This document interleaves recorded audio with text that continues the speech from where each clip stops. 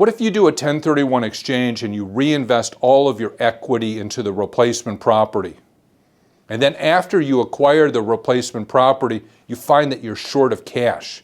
You may have an unforeseen vacancy. You may have an unforeseen repair expense. You may have other disruptions, and you may say to yourself, I need to refinance my replacement property, or I need to put a second mortgage on my replacement property. Is that going to trigger gains from the sale of my relinquished property if I'm drawing out the equity?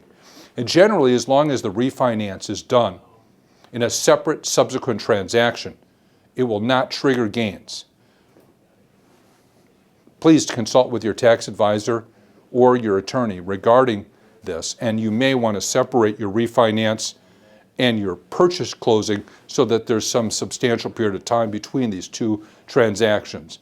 You don't want to give the IRS the argument that the purchase closing and the refinance closing were one continuous transaction.